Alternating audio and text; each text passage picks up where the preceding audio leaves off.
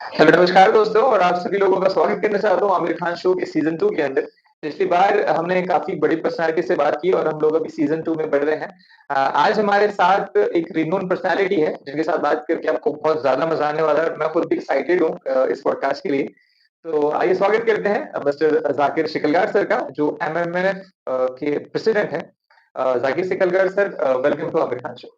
शुक्रिया, thank you. Sir, पहले तो मैं जानना चाहूँगा कि आप ने जब एमएमएनएफ स्टार्ट किया जो तो इसके पीछे क्या एक मोटिवेशन था जिसने आपको ये स्टार्ट करने के लिए रीज़न दिया?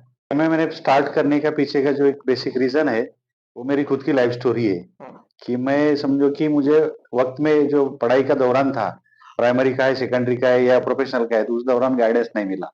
एक मुझे एहसास होता था। दूसरी बात है कि मैं बहुत देहात से आता हूँ, कि जहाँ पर मुसलमानों के घर एक 150 आबादी के 150 घरों के छोटे से देहात में हमारे मुस्लिम के 8-10 ही घर थे। और उस गांव की मस्जिद गिरी और मस्जिद गिरने के बाद जो है ना पुरानी मस्जिद थी वो मस्जिद गिरने के बाद उसके चंदे के लिए मैं दौड़ता रहा और उसमें मेरे समाज के हालात क्या है कि मेरे और मेरे घर के अलावा मुझे समाज में अलग शहरों में अलग गांव में क्या हालात आते हैं और लोगों से चंदा निकलवाने में कितनी मुश्किलात आती है। ये मैंने जब से देखा तो मैं सोचा कि ये अपना समाज जो है बहुत पिछड़ा है। हुँ, और हालांकि आगे चलकर भी जो सच्चर कमेटी है या और भी रिपोर्ट्स बहुत सारे आए हाँ, कि हमारा पिछड़ापन महसूस होने लगा। हुँ, तो इसमें से मुझे एक दूसरी सोशल एनजीओ का ऑफर आया कि आप ये मस्जिद काम होने के बाद भी ऐसा समाज से जुड़े रहेंगे क्या? तो मैं बोला रहेंगे। हुँ, तो एक मुस्लिम यूनिवर्सिटी बनाने की तंजीम थी, हुँ, उसमें मैं जुड़ गया हुँ, और वहाँ भी कुछ आउटपुट जल्दी नहीं आया क्योंकि मुसलमानों को सोशल वर्क करने में बहुत दिक्कत आती है हुँ, और वहाँ भी मुझे फ्रस्ट्रेशन आ गया। करीबन 2000 से लेकर 2016 तक मुझे बहुत फ्रस्ट्रेशन आया हुँ, कि हम लोग मैं बाय बाय प्रोफेशन में इंजीनियर हूँ। जी, तो इंजीनियर को हमको टाइम लिमिट में आउटपुट आना ही चाहिए। जो हमारा तयशुदा वक्त है उसमें हमारा अगर आउटपुट नहीं आया तो वी आर फेल्यूर और करेक्ट, वहां से फिर अपनी लाइन चेंज करना ही पड़ती है। उसी लाइन पर फेल्यूर लाइन पर काम करने में ज्यादा देर तक कोई फायदे की बात नहीं है। तो मैंने फिर वहां से स्किप करके मैंने मेरा खुद का एक सोशल व्हाट्सएप ग्रुप बनाया, एक एनजीओ बनाया और एनजीओ के उसमें मैंने एजुकेशन पर ही काम करना तय किया और उसमें हमने एजुकेशन फोरम नाम का एक मुस्लिम एजुकेशन फोरम ऐसे व्हाट्सएप ग्रुप बना के मैं काम करता रहा।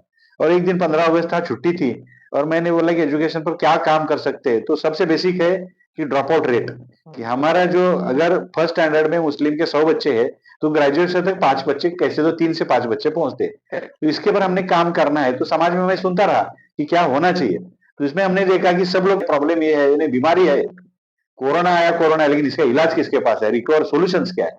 तो सॉल्यूशंस की बात कहीं नजर नहीं आ रही थी। हुँ, तो मैंने ये सोचा कि चलो हमारे कहा जाता है हमारे इस्लाम में भी और सभी बातों में कि चर्चा से मशवरे से सॉल्यूशन निकल सकता है, तो क्यों ना हम लोग चर्चा मशवरे के लिए बैठे। हुँ, और मैंने व्हाट्सएप ग्रुप पर महाराष्ट्र के तमाम एनजीओ को और सोशल एक्टिविस्ट को जो जिम्मेदारों को मैंने ऐलान किया कि हम लोग एक दिन बैठते हैं, पूरे महाराष्ट्र के लोग एक जगह बैठते हैं, हुँ, चाहे नागपुर बैठेंगे, चाहे औरंगाबाद बैठेंगे, पुणे में, महाराष्ट्र में किसी भी प्लेस में मैं लीड करने को तैयार हूँ, हम लोग आएंगे। फिर हमने वो पूना का बात हमारी हो गई, पूना में किसी ने हमको प्लेटफॉर्म दिया, जगह दी बैठने के लिए और वो फर्स्ट हमारा था 16 सितंबर 2018 को हम लोग एक फर्स्ट हमारी प्राइमरी बैठक बन गई। उस वक्त में एमएमएन पे ना भी तय नहीं था। एक मुस्लिम एजुकेशन फोरम मुसलमानों के समस्या के लिए एक बैठक, हुँ, ऐसा वो मीटिंग थी और वहां वो पहला फाउंडेशन बन गया। और वो फाउंडेशन मीटिंग के लिए मैं जब गया तो मैं भी ऑडियंस में बैठा। जो जिन्होंने स्टेज अरेंज किया था वो लोग तो मैं सोचा कि वो बैठेंगे या अपने से और कोई एक्सपर्ट रहेंगे वो बैठेंगे, इसलिए मैं ऑडियंस में बैठा रहा। लेकिन उन्होंने दावत तो मुझे ही दी कि बोले आपके इनिशिएटिव से ये हुआ है, अच्छा, क्योंकि इनिशिएटिव लेना बहुत जरूरी था। एग्ज़ैक्टली, वो इनिशिएटिव मैं लेने से मुझे उसका यानी कि आगे का पूरा जिम्मेदारी दी गई हुँ, और बोले आप ही नाम तय करो, आप ही क्या है वो तय करो। हुँ, और मैंने महाराष्ट्र माइनॉरिटी एनजीओ फोरम ऐसा एक मूवमेंट का नाम दिया और हम लोग बोलिए मूवमेंट करके हम लोग चलाएंगे, इसको लंबे समय तक कौन रुकता है उसको लेकर ट्रस्ट बनाएंगे। ग्रेट, और ये एमएनओ की ऐसे यात्रा शुरू शुरुआत, हो गई ग्रेट, और 18 से लेकर 21-22 तक हमने मूवमेंट ही रखा। 22 को हमने इसको एनजीओ रजिस्ट्रेशन किया स्टेट लेवल का।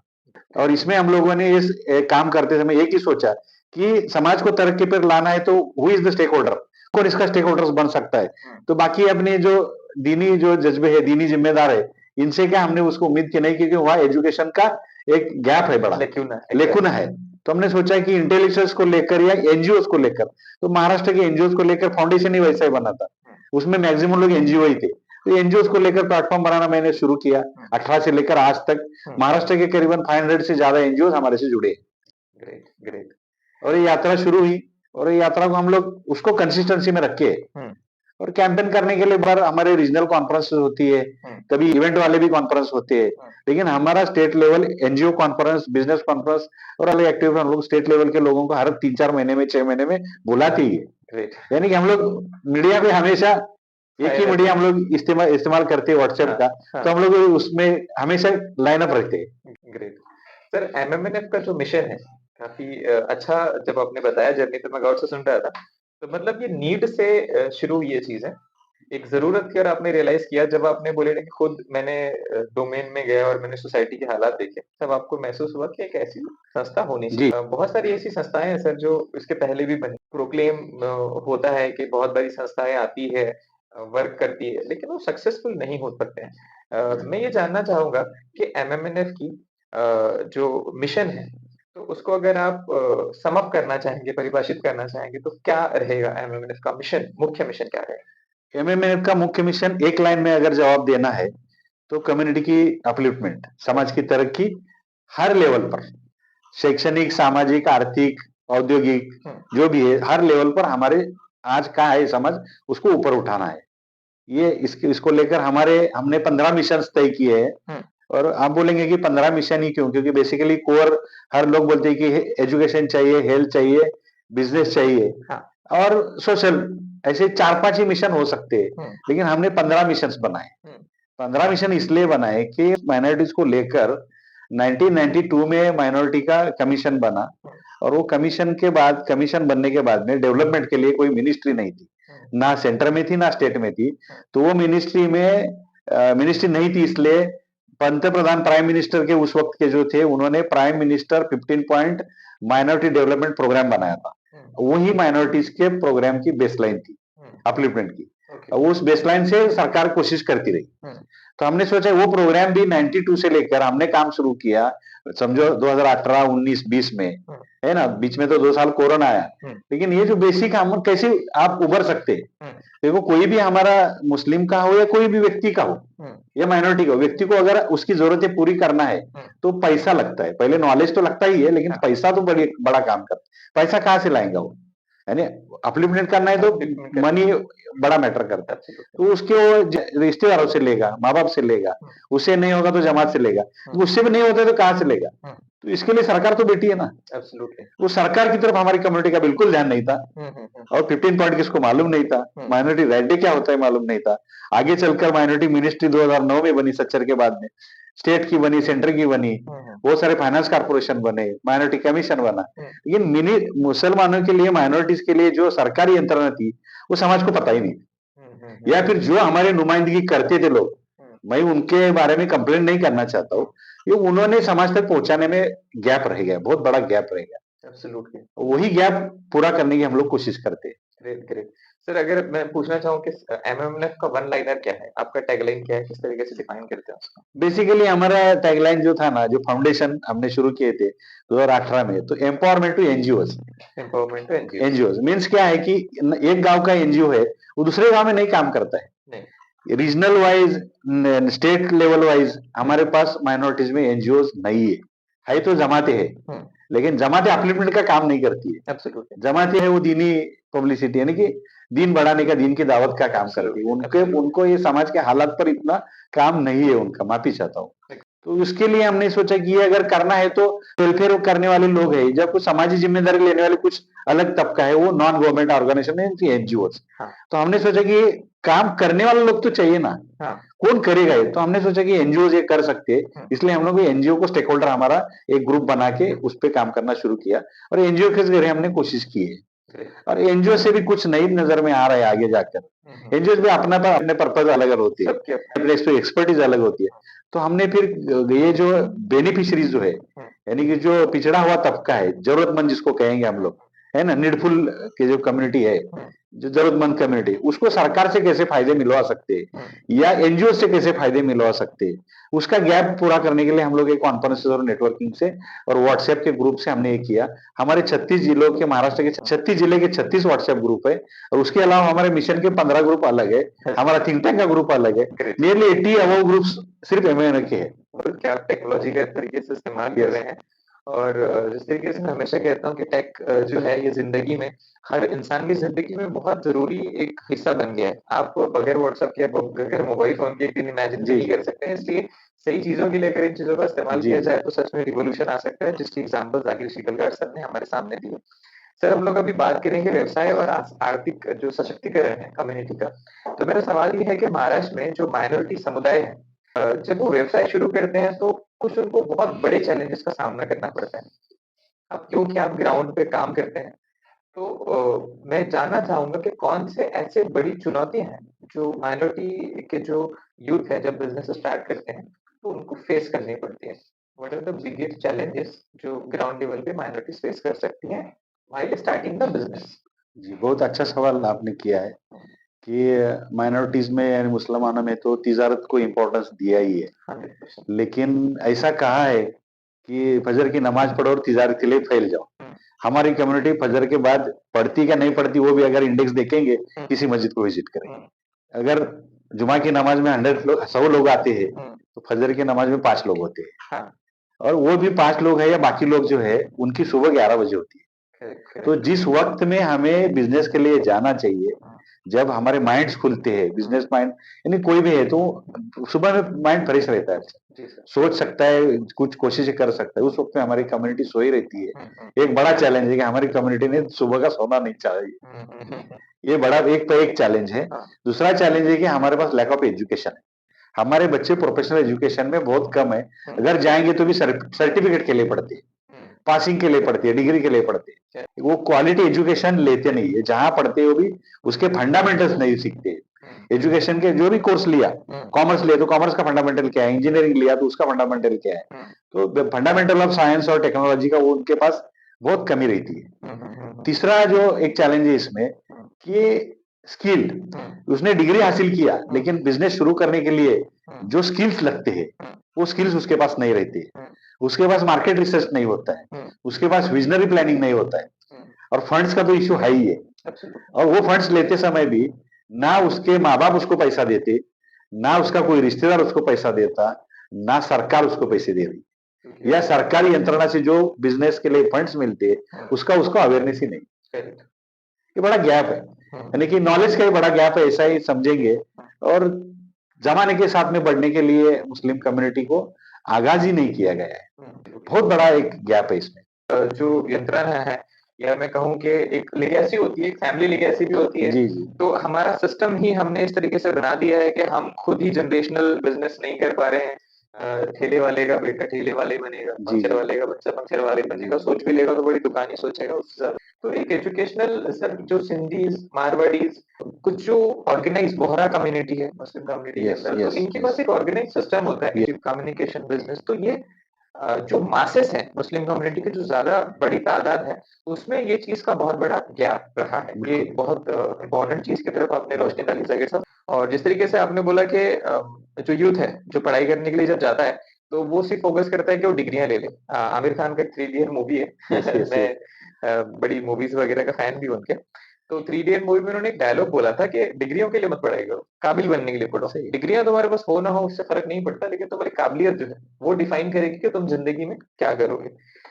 मेरा एक सवाल है कि आज के समय में कौन से ऐसे सेक्टर हैं, जहाँ पे जो माइनॉरिटीज़ के युवा हैं, वो जाएँ तो उनको अच्छे अवसर मिल सकते हैं? कौन-सी ऐसी सेगमेंट है जिस पे फ़ोकस करना देखो चाहिए? माइनॉरिटीज़ का अगर हम लोग बात करेंगे खुल के जो आज तक हुँ, जो माइनॉरिटीज़ ने ज़्यादातर काम किया है वो सर्विस सेक्टर में किया है। हुँ, मैन्युफैक्चरिंग सेक्टर में हमारे लोग है ही नहीं। जी, और एग्रीकल्चर सेक्टर में भी परसेंटेज हमारा बहुत कम है। हुँ, और एग्रीकल्चर सेक्टर में भी रहेंगे, हुँ, तो भी उनके पास अपग्रेडेड टेक्नोलॉजी नहीं है या उसमें कुछ बढ़ना नहीं चाहते वो, हाँ, है ना? हालाँकि सभी बोलते हैं कि हमारा देश जो है वो कृषि प्रधान है, हुँ, लेकिन कृषि क्षेत्र में हमारा माइनॉरिटीज़ का, मुसलमानों का कितना रोल है? जिनके एब्सोल्यूटली पास बहुत सारे लोगों के पास ज़मीन तो नहीं है, नहीं, लेकिन जिसके पास ज़मीन है वो भी कुछ इंटीग्रेटेड नहीं कर रहा है, नया टेक्नोलॉजी के साथ नहीं कर रहा है। एब्सोल्यूटली लेकिन मैं कहूँगा कि कोरोना के बाद में food industry, process industry, food process बहुत बढ़ गया, 100% है ना? और मुसलमानों के हाथ में जो सर्विस इंडस्ट्री थी, हाँ, वो एटोमाइज़ेशन की वजह से हुँ, अभी तो रोबोटिक आ रहा है, तो एब्सोल्यूटली मैकेनिक की ज़रूरत ही नहीं पड़ेगी, नहीं पंक्चर पड़ेगी। निकाल के नहीं रोबोट भी करेगा, हाँ, हाँ, हाँ, है ना? और ये ऑटोमोबाइल रहे में ज़्यादा सेक्टर में है, अभी सब रिप्लेसेबल पार्ट्स आ गए, पहले रिपेयर करना पड़ते थे। हाँ, तो इसमें यूज़ एंड थ्रो वाला टेक्नोलॉजी आ गया, तो इसमें इनका काम बहुत सारा निकल गया। ड्राइवरों का भी काम मुस्लिम इंडस्ट्री, मुस्लिम कम्युनिटी वो सिर्फ ड्राइविंग एंड ट्रांसपोर्ट में भी थी, लेकिन एक साथ बड़े ट्रांसपोर्ट ये इनका हमारे नहीं है। हमारे ड्राइवर्स को भी अभी वो पहले ड्राइवर्स हमारे 8 महीना घर नहीं जाते थे, अभी के ड्राइवर को हमको रोज घर को जाना पड़ता है, यानी वो ज्यादा लंबा समय नहीं जाता है, घर के लोग भी ज्यादा दूर तक नहीं बेचते। तो पूरा अभी तक हमारे हाथ में जो धंधे है वो धंधे अभी बदलना चाहिए, लेकिन आने वाले जमाने के लिए कल से हमें अगर देखना है, जो भी यूथ भी रहेगा या जो भी फूड इंडस्ट्री में जो भी बेरोजगार है उसको कारोबार करना है, उसको फूड इंडस्ट्री और मार्केटिंग, जो मार्केटिंग अभी नया आया है, डिजिटल मार्केटिंग के बहुत सारे कंसेप्ट आए हैं, इसको इसमें इस इंडस्ट्री में इनको स्कोप है। दूसरा टूरिज्म में है, अगर हम लोग फॉर एग्जांपल बताए जाएंगे तो दुबई में भी, गल्फ कंट्रीज में भी अभी टूरिज्म तरफ बढ़ रहा है। एब्सोल्युटली। और हमारी कम्युनिटी कहाँ टूरिज्म में है? टूरिज्म में हमारा किधर भी योगदान नहीं है। अगर हम लोग टूरिज्म में भी अच्छा सेक्टर में काम कर सकते हैं, और एग्रीकल्चर में भी हमने परसों भी हम दौरे में हमारे सफर में थे, तो एग्री यूनिवर्सिटी दापोली भी हम लोग गए थे, तो वहां पर भी हमारे साथियों से मेरी चर्चा होगी कि ये इंडस्ट्री अभी सभी ऑटोनॉमस हो रहा है, तो ये यूनिवर्सिटी को चलने के लिए अभी फंड्स की जरूरत पड़ती है, एडमिशन रहती है। तो पहले एग्रीकल्चर में पढ़ना है तो जमीन है तो ही एडमिशन मिलता था, जमीन नहीं वाले को एडमिशन एग्री यूनिवर्सिटी में नहीं मिलता है। लेकिन वो सिर्फ एक हमने उधर का टर्म चेंज किया कि भाई जो पढ़ना चाहता है एग्री तो उसको यहाँ एंट्री वेलकम है, अभी उनको जरूरत भी है। तो इतना एक सिर्फ हमने लॉ चेंज किए, एक रूल चेंज किए और हमारी कम्युनिटी को यहाँ लाए, तो खाना पीना तो बंद कोई नहीं करता है। 100%। और बहुत सारी कंट्रीज में अभी ग्लोबल हुआ है। हाँ। एक दिन में आदमी यहाँ से अमेरिका जाता है, किधर भी जाता है, ग्लोबल कनेक्ट हुआ है। तो पूरे ग्लोब का फूड्स का रिक्वायरमेंट कितना है, उसमें हम कहा है। तो इसलिए ये भी इंडस्ट्री एक बहुत चैलेंजिंग और अपकमिंग है और कभी ना रुकने वाली है। मार्जिन कम ज्यादा होते रहेगा, कभी तो लॉस भी सहना पड़ेगा, लेकिन वो बिजनेस टैलेंट आप में आएगा जरूर, अगर आप अपग्रेडेड स्केलेबल मॉडल के साथ में है तो। जाकिर साहब ने एक बहुत इंपॉर्टेंट पॉइंट की तरफ यहाँ पे रोशनी डाली है। बीइंग एन काउंसलर, मैं जब स्टूडेंट्स लोगों से मैंने देखा है सर, अभी तो ऐसा है ना कि कंप्यूटर साइंस काफी ज्यादा स्कोप में और डिमांडेड इंडस्ट्री रहती है, लेकिन मैं फ्यूचर की बात कर रहा हूँ। आप जिस तरीके से हम लोग पॉपुलेशन ग्रोथ की बात करें और वर्ल्ड पॉपुलेशन की बात करें, तो ग्रोथ जो है, ग्रोथ तो पॉपुलेशन वाइज की बहुत हो रही है, लेकिन जैसे एग्रीकल्चर जो है वो बहुत निग्लिजिबल सेगमेंट है जिसके तरफ ध्यान नहीं दिया जा रहा है। दूसरा डेयरी की तरफ आपने बोला, वो बहुत निग्लिजिबल सेगमेंट है। और फूड इंडस्ट्री, देखिए बहुत स्वाभाविक सी बात है कि सारे के सारे लोग कंप्यूटर साइंस पढ़ेंगे, सिविल इंजीनियर्स बनेंगे, मैकेनिकल, इलेक्ट्रिकल, सारे इंजीनियर्स बन जाएंगे, लेकिन कहीं ना कहीं हम सब लोग खाना खाते हैं, हम लोग डेयरी का इस्तेमाल करते हैं, प्रोडक्ट्स का इस्तेमाल करते हैं। तो ये सेगमेंट फ्यूचर में बहुत ज्यादा डिमांडेड हो रहा है, और according to my observation sir, organic की तरफ बहुत बड़ा फ्लो हो रहा है। बिल्कुल। तो ये भी एक डिमांडेड इंडस्ट्री फ्यूचर में होने वाला है, जिसकी तरफ आप अभी फोकस करेंगे तो फ्यूचर में बड़े आसानी से हम कहते भी है कि आज मुसलमानों के पास या माइनॉरिटीज में कहा तो जैन कम्युनिटी के पास कुछ इंस्टीट्यूशंस है अच्छे, है ना, लेकिन हमारे मुस्लिम कम्युनिटी के पास कोई इंस्टीट्यूशंस नहीं है। सीनियर कॉलेजेस भी, simple senior college art commerce के, वो भी देखेंगे तो 25 से ज्यादा महाराष्ट्र में नहीं है। ये बहुत बड़ा गैप है। लेकिन हमने हमारे प्लान में, हमारे विजन में रखा है कि हमारे लोगों के लिए या सबके लिए हमारी खुद की एक एग्री यूनिवर्सिटी और स्किल यूनिवर्सिटी हमारी जरूर होगी। उसके लिए हम लोग कोशिश कर रहे हैं। बहुत शुभकामनाएं सर उसके लिए। सर, जिस तरीके से एंटरप्रेन्योरशिप काफी ट्रेंडिंग टर्मिनोलॉजी भी है, और प्राइम मिनिस्टर जो है नरेंद्र मोदी जी, उन्होंने भी अपने सेशंस में बताया कि एंटरप्रेन्योरशिप के ईडीपी के प्रोग्राम्स भी काफी ज्यादा इंट्रोड्यूस हुए हैं, गवर्नमेंट की पॉलिसीज भी आई है एमएसएमई के प्रोग्राम्स को लेके। तो एंटरप्रेन्योरशिप की जो सोच है माइनॉरिटीज में अभी भी कम है, या तो गवर्नमेंट जॉब की तरफ ज्यादा फोकस कर रहे हैं, या जो एग्जिस्टिंग बिजनेस है जिसको हम लोग एफआरबी कहते हैं, फैमिली रन बिजनेसेस, उसकी तरफ जा रहे हैं, या तो अनऑर्गेनाइज जो कॉर्पोरेट्स है उसकी तरफ जा रहे हैं। लेकिन एंटरप्रेन्योरशिप की जो सोच में कमी है उसे कैसे बढ़ाया जा सकता है? उसके लिए जो है ना, अपने को टारगेटेड ग्रुप्स को डिफाइन करना पड़ेगा, एज वाइज ग्रुप्स को डिफाइन करना पड़ेगा। जस्ट लाइक समझो 20 उम्र तक कोई कमाने के चक्कर में नहीं गिरता है। हाँ। लेकिन मुस्लिमों में कुछ युवा को 15वें साल से उसको कमाने की जरूरत पड़ती है, और इसलिए उसका एजुकेशन छूट जाता है। तो समझो कि एजुकेशन जैसे कि कमा और सीखो, ऐसी योजनाओं में अपने लोग बच्चों को इसमें बढ़ाना चाहिए, और 15 से 20 से 25 से 30 ऐसे एज ग्रुप टारगेट करके उनको ग्रुप पर कैपेसिटी बिल्डिंग है, एंटरप्रेन्योरशिप है, स्किल ट्रेनिंग है, फिर मार्केट लिंकेजेस है, ऐसे नए जो फंडे है कि इसके साथ प्रोफेशनल लिंकेजेस में इनको लाना पड़ेगा। तो ये एंटरप्रेन्योरशिप डेवलपमेंट बढ़ाने के लिए सोच में जो कमी है उस पे वर्कआउट करना पड़ेगा। एज ग्रुप एक काफ़ी अच्छा क्राइटेरिया है और मेरे ख्याल से एजुकेशन क्राइटेरिया भी इसमें ऐड ऑन करना चाहिए ताकि स्किल्ड जो यस, एंटरप्रेन्योर्स है श्योर श्योर। क्योंकि सर मतलब मेरा ऑब्जर्वेशन है कि एंटरप्रेन्योर्स तो मुस्लिम कम्युनिटी में बहुत ज़्यादा है। जी, मतलब मैं सारी माइनॉरिटीज़ कम्युनिटी की बात करूँ तो एंटरप्रेन्योर्स बहुत ज़्यादा है, जो केले की गाड़ी लगा रहा है वो भी एंटरप्रेन्योर है, कम ज़्यादा उसको पता नहीं लेकिन वो तो है। लेकिन उसका सेगमेंट ऑर्गेनाइज़ नहीं है। उसको नहीं पता कि अगर मेरे पास इतने ज़्यादा केले बच जाएँगे तो मैं इसका स्टोरेज क्या करूँगा? या मेरे यस, पास कोई ऐसी सिस्टम नहीं है जिसकी वजह से वो सस्टेन कर सके प्रोडक्ट स्टोरेज। तो ये सारी चीज़ें और छोटे-छोटे लोन्स भी जो है, वो बेसिक डॉक्यूमेंट्स के भरोसे गवर्नमेंट लोन दे देती है। तो वो भी नॉलेज नहीं है, उस पे जी, भी फोकस करना चाहिए। बिल्कुल। सो जिस तरीके से देखा गया है कि जो माइनॉरिटीज़ के अंदर एंटरप्रेन्योरशिप का काफ़ी कम रुझान है, सोच बहुत कम है। और गवर्नमेंट जो है वो ईडीपी को काफ़ी बड़ा बढ़ावा दे रही है, ईडीपी जैसे प्रोग्राम भी लॉन्च किए हैं। तो एंटरप्रेन्योरशिप को बढ़ावा देने के लिए कौन से ऐसे प्रोविजंस हैं एमएमएनएफ के पास? एमएमएनएफ के जो 15 मिशंस है, वो 15 मिशंस में मैंने अभी भी कहा कि तिजारत एक मिशन है। हुँ, हुँ। वो mission business research and development है। हुँ, तो इसमें हम लोगों के पास इसके अंदर भी 13 सबमिशन है हुँ, और उसी में एक है ईडीपी नाम दिया है हमने हुँ, और उसको ईडीपी 300 ऐसे भी नाम दिया है। हुँ। कुछ लोग बोलते हैं इडेट 300 है क्या ये, लेकिन समझ लेंगे हम लोग वो इडेट 300 है। अच्छा। तो इसका ईडीपी मतलब ये है कि एंटरप्रेन्योरशिप डेवलपमेंट प्रोग्राम। हुँ, इसमें ऐसा ही है कि मैं जो एमसीडी नाम की गवर्नमेंट की ऑर्गेनाइजेशन है, हुँ, उससे मैंने ईडीपी लिया था पहले मेरे हाँ, कम उम्र के टाइम में। हाँ, तो हम लोग भी माइनॉरिटीज के लिए ईडीपी 300 प्रोग्राम लिया है। हुँ, इसमें जिसको भी बिजनेस करना चाहता है, हुँ, जितना भी उसने एजुकेशन लिया है, जो भी उसके जो हालात आज के है, हुँ, उसको कैसे बढ़ना है, हुँ, जहां भी है वहां से हम लोग अपलिफ्ट करने के लिए हाँ, हमारा मिशन तिजारत रेडी है और उसकी ग्रेट, तैयारी हम लोग कर रहे हैं। ग्रेट। 300 क्या रिप्रेजेंट करता है सर?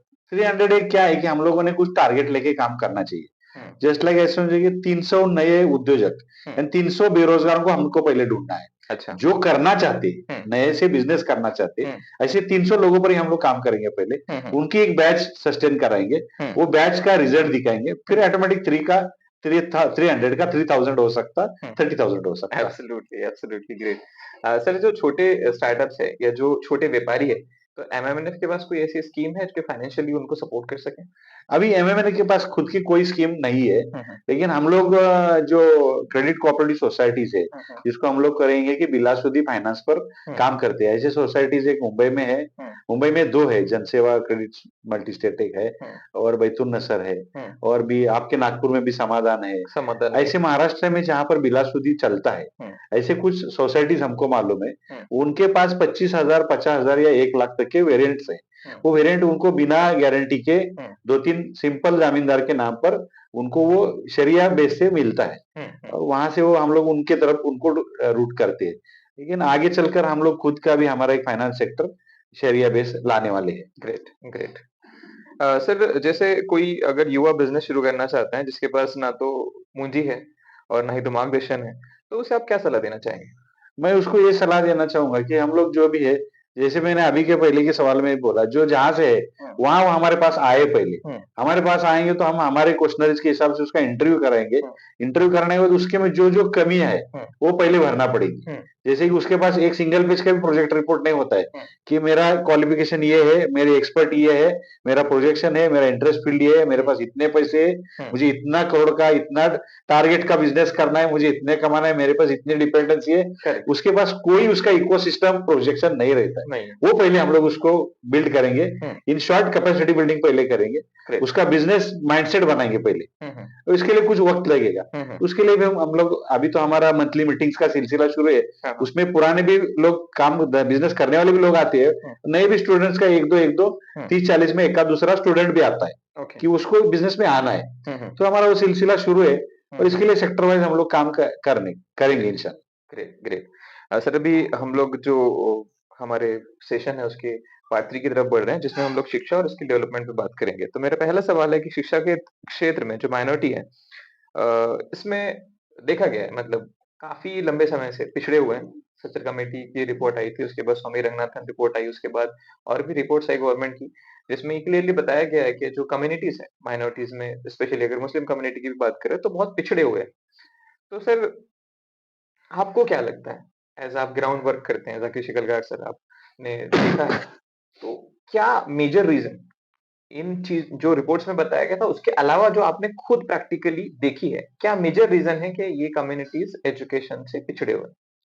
बेसिक रीजन ये है, एजुकेशन में तो पिछड़े है ही है, हुँ, और एजुकेशन के रिफॉर्म्स करने के लिए हुँ, जो प्रोग्रेस यानी कि पॉलिसीज बनना चाहिए, हुँ, समाज की तरफ से भी और सरकार की तरफ से, हुँ, वो पॉलिसी में बहुत बड़ा एक लैकुना है। हुँ, दूसरी बात है कि सरकार ने जो भी माइनॉरिटीज को दिया है, हुँ, वो भी डाउट के दायरे में खड़ा है आज, हुँ, कि हम लोगों ने सरकार की जो फंडिंग सिस्टम है उसको अच्छी तरह से यूटिलाइज नहीं किया है। हुँ, दूसरी बात है कि हमारी कम्युनिटी थोड़ा इमोशनल है। हुँ, इमोशनल यानी कि उर्दू को लेकर हुँ, है। हमारे बहुत सारे जो कम्युनिटी के स्टूडेंट्स हैं, हुँ, वो मेजॉरिटी से उर्दू मीडियम जाते हैं।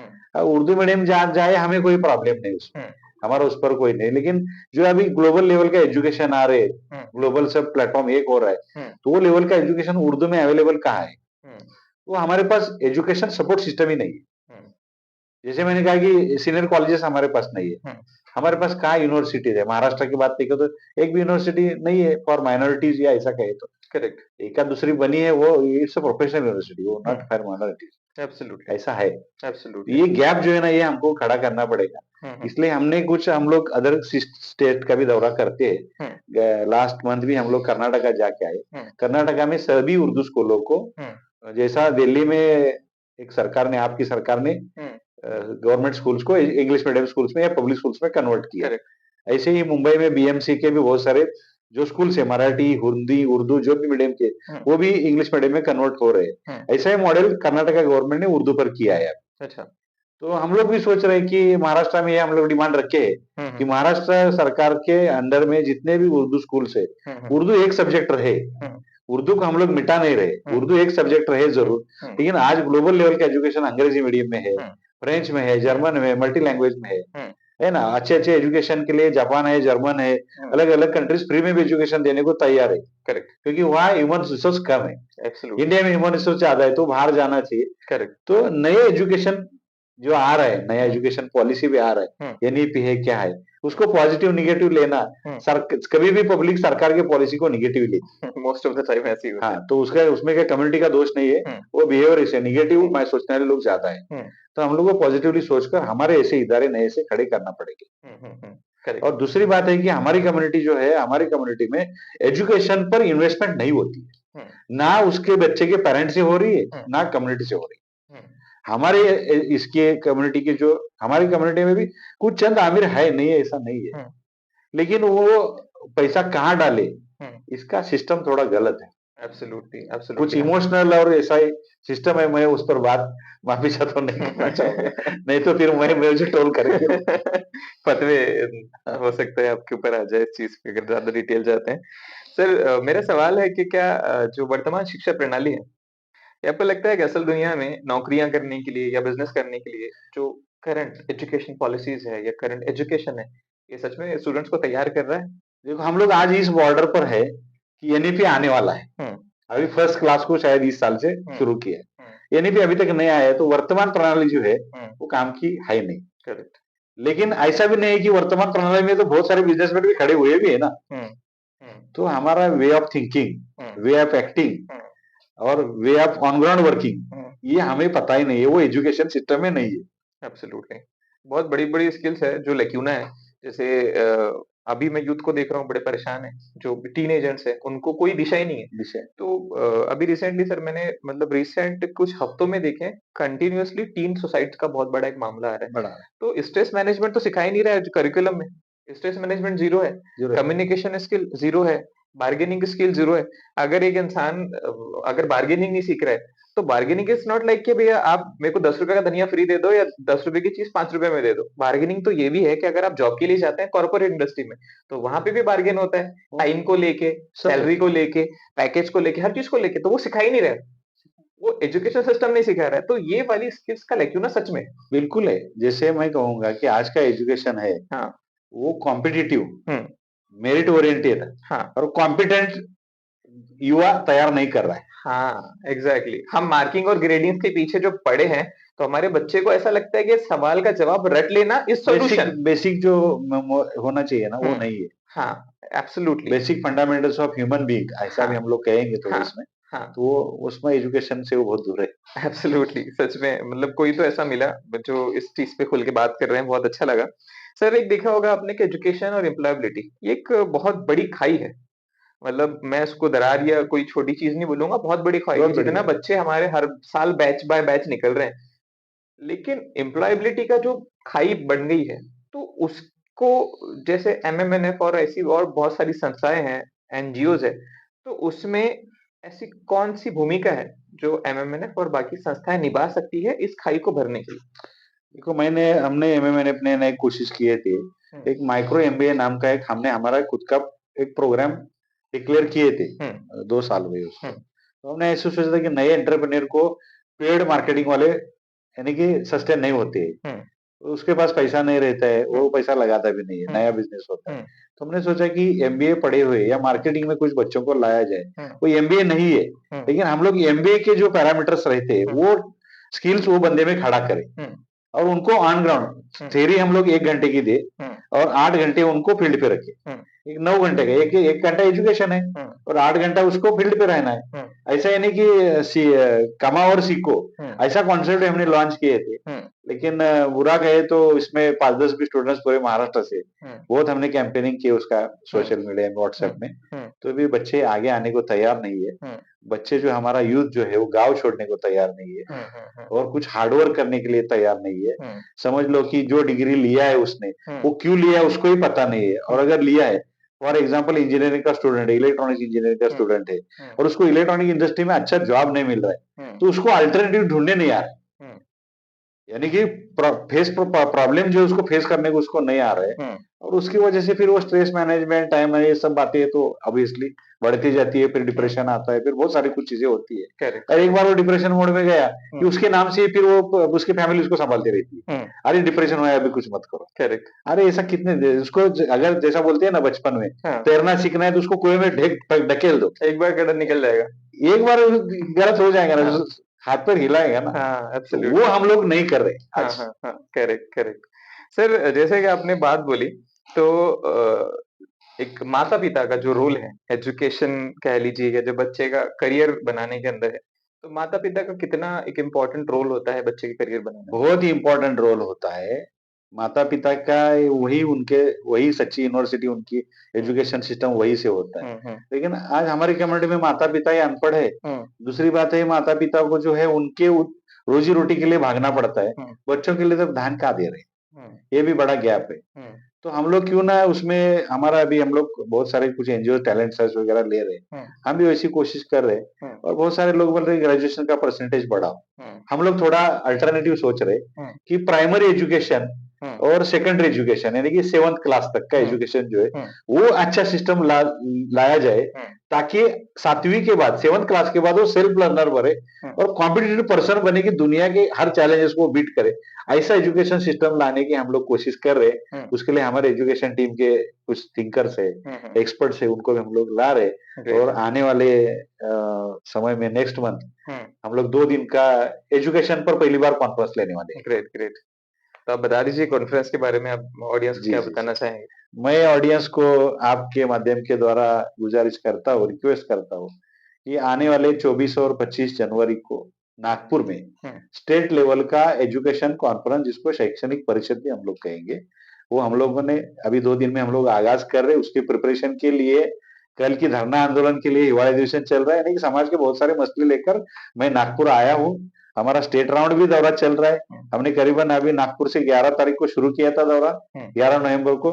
करीबन 25 जिले घूम के वापस हम लोग नागपुर के आएँगे आगे के इवेंट की तैयारी करने के लिए। हुँ, हुँ, और मैं आपसे आपके माध्यम के द्वारा गुज़ारिश करूँगा कि हमारे जो व्हाट्सएप के ग्रुप्स हैं, हमारे अलर्ट्स हैं, उसके ऊपर ध्यान रखें और जो एक्सपर्ट्स हैं उनको जोड़ें हुँ, और आने वाले 25-26 को हर उसमें माता-पिता आए, बच्चे आए, टीचर्स आए, हुँ, एजुकेशनल इंस्टीट्यूशंस आए, जिम्मेदार आए, हुँ, ये लोगों ने उस दिन वहाँ पर आना चाहिए। हुँ।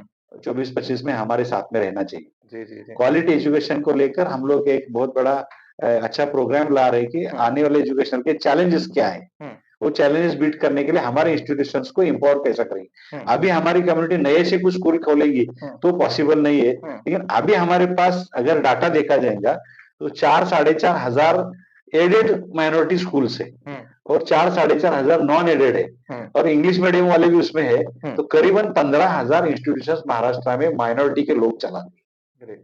ये 15,000 इंस्टीट्यूशंस के उसका अभी का स्टेटस क्या है उसको काउंट करके, सर्वे करके, इवोल्यूशन करके हम लोग उनको टारगेट बेस उनको धीरे धीरे सपोर्ट करते जाएंगे। उसमें फिर समाज से भी हम लोग मदद मांगेंगे और सरकार से भी मदद मांगेंगे, सीएसआर फंड से भी मदद मांगेंगे, क्योंकि हम एक कम्युनिटी है, हमारी कम्युनिटी माइनॉरिटी कम्युनिटी है। माइनॉरिटी कम्युनिटी नए इंडेक्स के हिसाब से 20% है। 20% में मुस्लिम का परसेंटेज 14%, 15% का है। तो 15% अगर कम्युनिटी हमारी अगर वीक रह गई है ना, यानी कि एम्पावर नहीं है, वीक है, तो आज जो हमारा देश आज बहुत बड़ा विकसित भारत, विकसित महाराष्ट्र, तो विकसित समाज और विकसित माइनॉरिटी का प्रोग्राम भी लाना चाहिए। उसके लिए हम लोग सरकार के सामने निवेदन करने वाले हैं, करते भी है। और ये सिस्टम है जो वर्ल्ड लेवल, ग्लोबल लेवल की जो ग्रोथ सिस्टम है, वो ग्रोथ सिस्टम जिसको मेन स्ट्रीम कहेंगे, डेवलपमेंट के मेन स्ट्रीम, वो मेन स्ट्रीम में हमारी कम्युनिटी को लाने के हम लोग बहुत जद्दोजहद कर रहे हैं। इसलिए गुजारिश है आप सबको हमारा साथ दीजिए। जरूर जरूर से सर, जैसे कि आपने बोला कि जब गार्जियन की बात चल रही थी तो आपने बोला कि गार्जियन कमाई में बिजी है तो बच्चों की तरफ ध्यान नहीं दे पाते, लेकिन ये तो बहुत स्वाभाविक सी बात है। तो कहीं ना कहीं एक सोशल लोग लेक्यूना है कि यार माँ बाप कमाई में बिजी है इसलिए बच्चों की तरफ, पढ़ाई की तरफ ध्यान नहीं दे रहे। और स्कूल का जो उर्दू स्कूल का हाल आपने बोला या बहुत सारी ऐसी स्कूल का हाल, वो हम दोनों अच्छी तरीके से जानते हैं कि क्या एग्जैक्टली स्कूल का भी सिचुएशन है। तो कहीं ना कहीं ये सारी जो चीजें हैं ये क्यूमुलेटिव इंटरडिपेंडेंट है, ये एक दूसरे के ऊपर, क्योंकि अगर वो ऐसे बच्चे की परवरिश कर रहे हैं तो फिर से वो वही पर्सन दे रहे हैं जो वो खुद है, और वो बच्चा फिर से वही करेगा। तो ये जनरेशनल वैल्यू ऐसी घूम रही है चक्कर। तो इसका क्या सॉल्यूशन है कि इसको को तोड़ के बाहर निकला जाए? इसका स्मार्ट सॉल्यूशन एक ही है। पहले देखो कि जो महाराष्ट्र की हो या भारत की हो, एजुकेशन की हो, पहले गांव गांव में स्कूल नहीं थे, तो गुरुकुल या आश्रम या मदरसे ही रहते थे, मदरसे वाले ही कंसेप्ट रहते थे कि बच्चे वहां उसको एजुकेशन के छोड़ना ही पड़ता है, माँ बाप के पास नहीं रहते, एक्सपर्ट टीम के पास रहेंगे और वहां से रेसिडेंशियल पढ़ेंगे। तो वही सिस्टम आज हमको लाना पड़ेगी। और प्राइमरी सेक्शन के वही छोटे बच्चे रहते हैं, यानी कि फिर 5 साल के बच्चे, 6 साल के बच्चे, तो वो नहीं रह पाएंगे, है ना, यानी कि हॉस्टल में दूर जगह नहीं रह पाएंगे। लेकिन हमने local level per day boarding वाले सिस्टम लाना चाहिए। हमने देखा भी है, बेंगलोर में एक विजिट किया हमने, एक जगह पर ऐसा डे बोर्डिंग वाला सिस्टम है। पेरेंट्स ने सुबह होकर खुद फजर की नमाज को आना है, फजर की नमाज में बच्चों को लेके मस्जिद में आना है, बच्चों को उधर ही छोड़ना है, और शाम का मगरिब की नमाज को आना है और वहां से बच्चे को लेकर जाना है। फजर की नमाज से मगरिब तो बच्चा उधर ही रहेगा, खाना खाएगा, नाश्ता करेगा, दोपहर की रेस्ट लेगा, पढ़ाई करेगा, और शाम को यानी कि दिन और दुनिया दोनों के साथ में। ऐसे मॉडल्स हमको हमारे मस्जिदों में लाना पड़ेंगे। और जो बड़ी उम्र के बच्चे हैं, 10 साल के ऊपर के, उनके लिए रेसिडेंशियल स्कूल्स का इंतजाम बढ़ाना चाहिए। हमारे कम्युनिटी के पास इतने मदरसे हैं कि वहां पर अच्छे तरीके से, अच्छे क्वांटिटी में बच्चे अच्छा एजुकेशन ले सकते हैं। एब्सोल्युटली। लेकिन ये जो बहुत सारा सोच का बैरियर है, वो बैरियर के लिए बहुत मेहनत लेना पड़ेगी। करेक्ट, वो तो है। सच में आपने जो बोला कि मदरसे और गुरुकुल वो प्राइमरी फंडामेंटल एजुकेशन सोर्सेस थे, और पुराने जमाने के जो फ्रीडम फाइटर्स और जो पुराने जमाने के जो बहुत बड़े-बड़े स्कॉलर्स भी है सर, वो मदरसों से निकले, गुरुकुल से निकले। और मतलब ऐसा स्कूल जैसे कोई कॉन्सेप्ट ही नहीं था स्कूल यूनिवर्सिटीज़, हमारे पास गुरुकुल थे और मदरसे थे। तो ऐसे हंड्रेड्स ऑफ नाम है जो मदरसों से पढ़ के जिन्होंने देश की सेवा की और बड़ी-बड़ी जो उपन्यास लिखे, लिटरेचर दिया सोसाइटी को। तो सच में कहीं न कहीं अभी हमको मदरसों को रिफ़ॉर्म करने की ज़रूरत है। जो मतलब नया कुछ नहीं करना है, बेशक। सिर्फ़ वो बताना है जो वो पहले थे। उनको उनसे ही अवगत कराना है, वो एग्ज़ैक्टली किस पर्पज़ से बने गए थे, ना कि चीज़ों को या कम्युनिटी को डाइवर्ट करने के लिए, ना तो सोशल और जो फाइनेंशियल लीकेज जो आजकल हो रहा है। मैंने आपको बोला कि कुछ लोग जो है वो बहुत अच्छे हैं, लेकिन कुछ लोग ऐसे हैं, थोड़े से मुट्ठी भर, जो सच में सोसाइटी का जो पैसा है वो गलत डायरेक्शन में लीकेज करवा रहे हैं। सर जैसे अभी माइनॉरिटी के छात्र जो है, अब एजुकेशन की बात तो फिर भी काफ़ी पीछे हैं, लेकिन करियर की बात अगर आती है, जैसे एआई है, डिज़ाइन है, डिजिटल मार्केटिंग है, फाइनेंस है और मार्केटिंग है, तो आपको लगता है कि बच्चे सच में इन चीज़ों के बारे में जागरूक हैं? बच्चे जागरूक तो नहीं है भाई। हुँ, हमने 2 महीने पहले एक प्रोग्राम भी चला था डिजिटल मार्केटिंग का, और उसमें यानी कि 8-10 हज़ार रुपए का कोर्स हमने 2,500 रुपए में लाए थे। तो 2,500 रुपए इन्वेस्ट करके आने के लिए हमारी कम्युनिटी तैयारी नहीं है। पूरा करीबन 2 महीने का कैंपेन चलाने पर 2 स्टूडेंट हमको मिले, जो 2,500 रुपए का, यानी कि 8-10 हजार का कोर्स हम लोग 2.5 में दे रहे, फिर भी आए नहीं। लेकिन उसके पहले हमने एक मॉड्यूल का ट्राई किया था कि एक सेक्टर, जैसे कि हम लोग कहेंगे कि गूगल बिजनेस कैसा करें, गूगल के जरिए बिजनेस कैसा करें, तो उसका मॉडल हमारा 250 रुपए का था।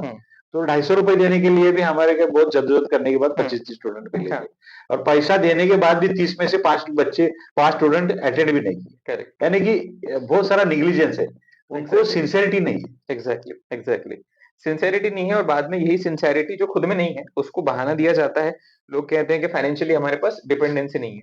लोग सर सीखने की बात करें, जैसे आपने बोला, अगर कोई चीज सीखनी है, नई स्किल है, नया कुछ भी बुक खरीदनी है, या कोई कोर्स करना है, या बिजनेस करने की बात की जाए, तो लोगों के पास सीखने के लिए 10,000 रुपए भी नहीं रहते हैं।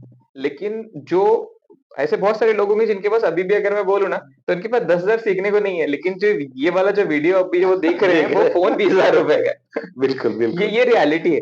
घर में हर एक के पास फोन है, घर में हर एक के पास 20-20 हजार का फोन है। जब वो शोरूम में एंट्री करते हैं शादी ब्याह के कपड़े खरीदने के लिए, तो वो लोग जाके ये बोलते हैं कि महंगे वाला दिखाओ, अच्छे वाला दिखाओ, बेस्ट ऑफ द बेस्ट। तो हम लोग कपड़ों पे सर जो है काफी ज्यादा खर्चा करते हैं। एक खाने पे भी ज्यादा खाने पे बहुत खर्चा करते हैं। और मेरा ना कम्युनिटी से सर एक कंप्लेंट है। वो कंप्लेंट ये है कि हम लोग जिस तरीके से सीरियस होते हैं बच्चियों की और बच्चों की शादी के लिए, जो हम लोग फंड जमा करते हैं 1 साल से लेकर 25 साल तक, लेकिन अगर आप उनको कुछ छोड़ के भी जाना चाहते हैं, जैसे आपने प्रॉपर्टी या कोई और चीज की भी बात करें, तो भी आप 20-25 साल मेहनत करते हैं।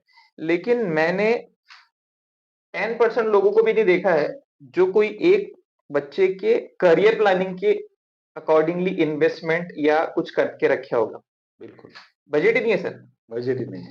मतलब कोई ऐसा सिस्टम नहीं है, कोई ऐसा। और बड़े-बड़े लोगों के अंदर शादियों के लिए पैसे जमा होता है, सोना खरीदा जाता है, और काफ़ी चीज़ें होती है, प्रॉपर्टी की तैयारी होती है, लेकिन जो बच्चे को पूरा करियर देने वाला है, उसकी ज़ीरो प्लानिंग है। तो ये बहुत बड़ा लूप है। एजुकेशनल करियर प्लानिंग के लिए हमारे कम्युनिटी की कोई इन्वेस्टमेंट नहीं है। नहीं। बहुत बार मीडिया में कहा जाता है कि एक रोटी कम खाओ लेकिन हाँ। बच्चों को पढ़ाओ, हाँ, है ना? एग्ज़ैक्टली। एक बूटी कम खाओ, हाँ। बच्चे को पढ़ाओ, ऐसे भी आ रहे हैं। लेकिन एब्सोल्युटली। ऐसा नहीं अभी तक बोला जा रहा है हाँ, कि वेज खाओ हाँ। और पैसा बचाओ और बच्चों को हाँ, क्योंकि जैसे वो बोलते हैं ना सर कि यार, एक मैं जहाँ से बिलॉन्ग करता हूँ, मैं भी छोटे से गाँव से आता हूँ, तो हमारे यहाँ पे एक कहावत थी कि भाई सुबह जो है वो टोस्ट से शुरू होती है। टोस्ट मतलब टोस्ट जो होता है, और शाम जो है वो गोश्त पे खत्म होती है। तो इस चक्कर के, इसके स्ट्रगल के अलावा बाहर ही नहीं सोच रहे मुस्लिम। ये एक लूप है, हो गया है, और वही लूप के अंदर हम लोग फँसे पड़े हैं। सर पॉलिसी और जो चुनौतियाँ हैं, और उसके समाधान जो है, हम उस पे बात करेंगे कि आज माइनॉरिटी जो समुदाय है, उसमें सबसे बड़ी आपको लगता है सिस्टमैटिक जो चुनौती है, आपने काम किया तो आपको क्या सबसे बड़ा फेस करना पड़ा कि ये बहुत बड़ा दिक्कत थी मेरे लिए? सबसे बड़ी दिक्कत जो है ना, कि नेगेटिव सोच हुँ, और सरकारी सिस्टम का फायदा उठाना, हाँ, इसमें हम लोग कम हैं। हुँ, और बहुत सारा है कि हमारे पास विजन ही नहीं, हाँ, क्लैरिटी नहीं है। क्लियरिटी नहीं है, ट्रांसपेरेंसी नहीं है, हुँ, कंसिस्टेंसी नहीं है। हुँ, और जो बेसिक किसी भी लाइफ को अगर अच्छा बनाना है, हुँ, तो लाइफ स्किल्स भी होते हैं। 100% तो लाइफ स्किल का और हमारी कम्युनिटी का क्या बहुत बड़ा कनेक्टिविटी नहीं कनेक्टिविटी नहीं है। है। एग्ज़ैक्टली, तो लाइफ एग्ज़ैक्टली। स्किल्स ट्रेनिंग जो है, हाँ, वो मस्जिदों से हुँ, होने चाहिए। हाँ, हमारे मिशन में कम्युनिटी डेवलपमेंट सेंटर नाम का भी एक मिशन है। ग्रेट, हम लोग मस्जिद को ही मस्जिद नबवी जैसा सेंटर बनाकर कुछ करना चाहते हैं। ग्रेट। लेकिन आज हमारे पास अभी 5-6 साल हो गए, हुँ, एक्सपर्ट्स तो जुड़ रहे हैं, लेकिन एक्सपर्ट्स की अवेलेबिलिटी और ये सब चीजें, हुँ, जैसे-जैसे हमारे एक्सपर्ट्स आ जाएँगे, हुँ, वैसे हम लोग उसको बढ़ाया देंगे। हुँ, लेकिन हमने आपको बताया पहले भी कि हम लोग एक पोर्टल बना रहे हैं, हुँ, और अभी मैं तो बहुत खुश हूँ। एआई को लोगों ने नाम दिया, कुछ हुँ, भी दिया, हुँ, नाम रखे बुरा होगा, हाल होगा। हुँ, लेकिन एआई एक हमारे आज कम्युनिटी अपलिफ्टमेंट के लिए एक अपॉर्चुनिटी है, एब्सोल्युटली। और डिजिटल मार्केटिंग है, ये चीजें एआई सब तो हमारे लिए बहुत फायदेमंद चीज़ है। Correct, correct, correct. हमारे पास एक्सपर्टाइज़ नहीं, तो मैं वो सब आपके ज़रिए हम लोग बहुत सारे सब कर सकते हैं काम। एब्सोल्युटली सर, हम तो हमेशा आपके साथ हैं। और सर ने एक पॉइंट यहाँ पे रखा, जो कम्युनिटी अपलिफ्टमेंट, मैं उस पे थोड़ी रोशनी डालना चाहूँगा कि ज़कीर साहब ने एक इनोवेटिव आइडिया यहाँ पर है कि मस्जिदें जो हैं, वो सिर्फ नमाज़ पढ़ने के लिए नहीं बनाई गई थी। मस्जिद नबवी से हम लोगों को ऐसे रेफरेंसेस आते हैं कि आप सल्लल्लाहु अलैहि वसल्लम जो है business planning, strategically planning, sir every problem discussion. Relationship counselling भी वहाँ पे दी गई प्रॉपर्ली, और वार प्लानिंग, वारफेयर, जो सारी चीज़ें थी, तो वहां से मस्जिद नबी से प्लान किया जाता था आफ्टर नमाज। तो अभी हमने क्या कर लिया, श्रिंक कर दिया मस्जिदों को सिर्फ नमाज पढ़ने के लिए, और मुश्किल से मुश्किल कुछ करते हैं तो मदरसे और इज्तिमा हो जाते हैं। लेकिन इसके अलावा मस्जिदों का सही से रिसोर्सेस का इस्तेमाल, क्योंकि वो हमारे प्लेसेस है, वहां पे सारे रिसोर्सेस है, पीने के पानी से लेकर इलेक्ट्रिसिटी तक सब कुछ है। बड़ी जगहें जैसे मुंबई है या जो मेट्रोपॉलिटन सिटीज होती है जहाँ पे हमको जगह की अवेलेबिलिटी नहीं रहती, हम सोचते हैं कि लाइब्रेरी बना रहे हैं तो जगह ही नहीं है। लेकिन मस्जिद में ऐसे प्लेसेस होते हैं जहाँ पे लाइब्रेरीज बनाई जा सकती है। बिल्कुल। तो कम्युनिटीज ने उस पे भी थोड़ा ध्यान देना चाहिए, सारे मस्जिद ट्रस्ट ने उस पे ध्यान देना चाहिए, जाकिर साहब से कांटेक्ट करना चाहिए इस चीज को लेके कि कम्युनिटी अपलिफ्टमेंट प्रोग्राम को किस तरीके से रूल में लाया जाए। सर आपको लगता है कि जो नीतियां हैं, जो हमारी पॉलिसीज बन रही है और जो ग्राउंड लेवल रियलिटी है, वो कहीं मैच हो रही है? गवर्नमेंट की पॉलिसीज की बात करेंगे एग्जैक्टली। तो गवर्नमेंट की पॉलिसी से हमें इतना बेनिफिट नहीं होता है, हम्म। क्योंकि गवर्नमेंट के सिस्टम में पॉलिसी मेकर जो है हम्म। वो हमारी कम्युनिटी के पॉलिसी मेकर्स नहीं है। हम्म। और अगर कहा जाएगा तो सच्चर कमेटी का रिपोर्ट तो आके अभी 20 साल हुए। हम्म। 20 साल में हमारी कम्युनिटी का एनालिसिस ना समाज ने की ना सरकार ने की। करेक्ट। तो अभी से फिर से दोबारा एक बार सर्वेक्षण और ये सोशल सर्वे होना चाहिए, हाँ। उसके पर आगे काम होना चाहिए। हम्म। तो सरकार की तरफ तो हम तो मांगते रहते हैं, हम्म। है ना, टाटा इंस्टीट्यूट जैसे सोशल ऑर्गेनाइजेशंस को हाँ। कुछ काम दिए जाते हैं, लेकिन वो भी काम करने में इंटरेस्टेड नहीं है, हाँ। ऐसा रिजल्ट है हाँ। अभी का। हमने इसके ऊपर देखो, मैं हमेशा कहता हूँ, कुछ लोगों ने मेरे बारे में कहा भी है, हम्म। अच्छे अच्छे लोगों ने, हम्म। कि हम लोग सिर्फ प्रॉब्लम की चर्चा नहीं करते, हम्म। सॉल्यूशन की चर्चा भी सॉल्यूशन की करते हैं, और चर्चा। सॉल्यूशन जमीन पर प्रैक्टिस के लिए उतरते भी है, चाहे नुकसान हो या कुछ हो। हम्म। लेकिन हमारी नियत अच्छी है तो फायदे आ रहे हैं और फायदे आए हैं। 100%। इसलिए हम लोगों ने अभी जो हमारी 4 महीने पहले कॉन्फ्रेंस हुई मुंबई में, हम्म। एनजीओ कॉन्फ्रेंस, हम्म।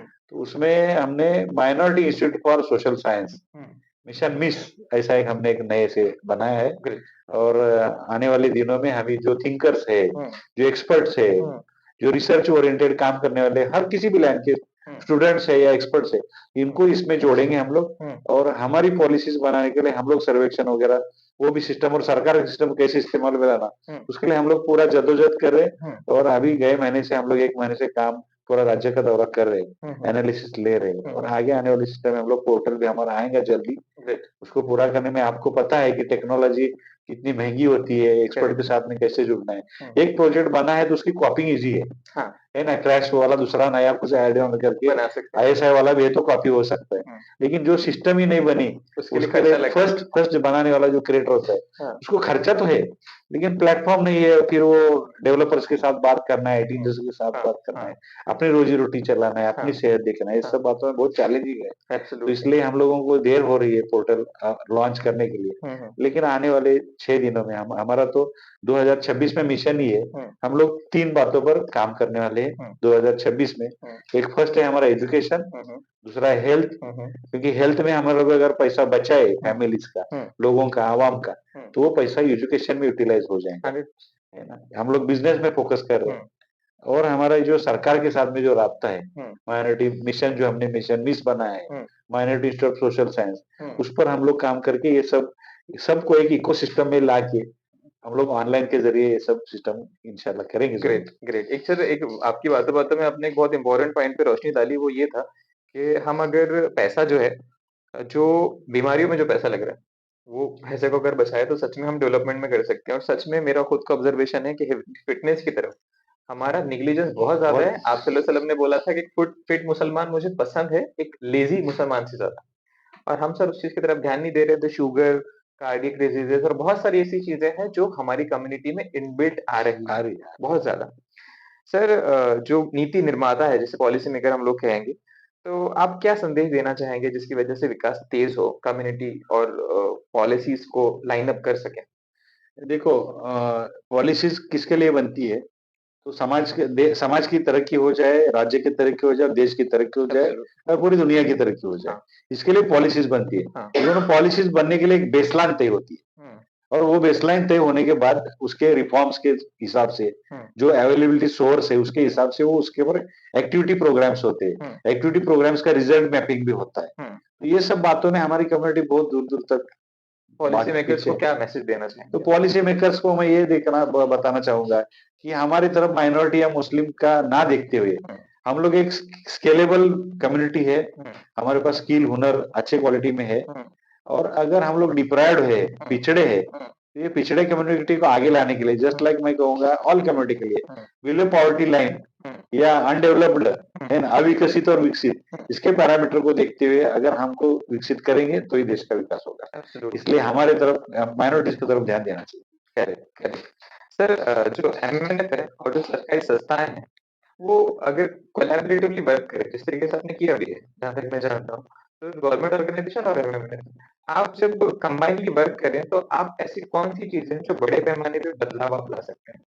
देखो बेसिकली मैं आपको जो कहा, सरकार ने माइनॉरिटीज के विकास के लिए पंतप्रधान 15 कलमी कार्यक्रम का एस्टेब्लिशमेंट 92 से किया है। हुँ, उसमें कुछ अमेंडमेंट आई एक दो हुँ, बार, हुँ, तो वो अमेंडमेंट में रहे भी, तो भी अभी का भी जो प्रोग्राम है वो भी अच्छा है, हुँ, या फिर से नए अमेंडमेंट भी लाके हम लोग जरूरत की चीजें ला सकते हैं। हाँ, और उस लेवल पर सरकार ने हमें अगर कुछ सपोर्ट दिया, हुँ, माइनॉरिटी कम्युनिटी के, मुस्लिम कम्युनिटी के जो अमीर लोग हैं, हुँ, यानी कि पैसे वाले लोग हैं, हुँ, इंटेलेक्चुअल्स है, हुँ, इन्होंने थोड़ा थोड़ा 5-10% भी इधर हिस्सा लगाया हुँ, कम्युनिटी की तरफ, हुँ, तो ही ये बचेगा, और तो ही ये हम लोग भी बचेंगे, देश भी बचेगा, सब बचेंगे। ग्रेट। अदरवाइज हमारा इधर स्टेक नहीं आया हाँ, तो फिर जो हाल है उससे बदहाल और आने का चांसेस है। कंटीन्यूअसली डिप्राइव्ड हो रहे हैं सर। डिफरेंट आज़ादी के बाद कंट्रीज। से अगर देखा जाए तो education, health, finance, everything was depriving continuously, yes. और ये स्केल नीचे जा रहा है। आज तक भी इस पे ऐसा स्पाइक नहीं आया जो हम लोग स्पाइक करके ऊपर आए, ऐसे कभी भी नहीं हुआ। सर, एक समाज सेवक के रूप में जब आप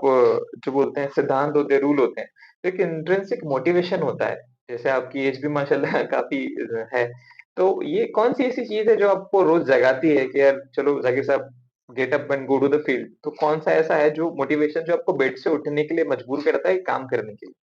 ये बेसिक देखो, सोशल वर्क तो मैं आपको कहा था हुँ, कि मस्जिद के चंदा इकट्ठा करने में जो मुझे समाज के हालात मालूम हुए, हाँ, और रोजाना मैं मार्केटिंग में काम करता हूँ, मेरा हाँ, सेल्स सर्विस में मेरा काम है। अच्छा, मैं wing and electronics engineer field पर ज्यादा रहता हूँ, हाँ, तो मुझे घूमने फिरने की आदत है। हुँ, और समाज के हालात और अपडेट जो है मीडिया में अभी हुँ, बहुत आ रहा है नया मीडिया, हुँ, तो वो मीडिया से बहुत सारा पता चलता है। हुँ, तो ये सब अपना समाज जो है बदहाली की तरफ जा रहा है, हुँ, यही मुझे बहुत परेशान करता है। हुँ, और मुझे ऐसा लग रहा है कि मुझे ये दिख रहा है, हुँ, तो मैं इसके ऊपर सॉल्यूशन क्यों ना करूं। हुँ, मुझे ये दिख रहा है, मुझे समझ रहा है कि इसको कैसे रिजॉल्व कर सकते हैं। हुँ, और अगर वो अल्लाह ने मुझे सलाह दी है, हुँ, और अल्लाह से मैं मांगता हूँ कि इसको मुझे काम करने दे, हिदायत भी दे, और हुँ, हिदायत भी दे रहे, हुँ, तो कैसे नींद आएगी मुझे?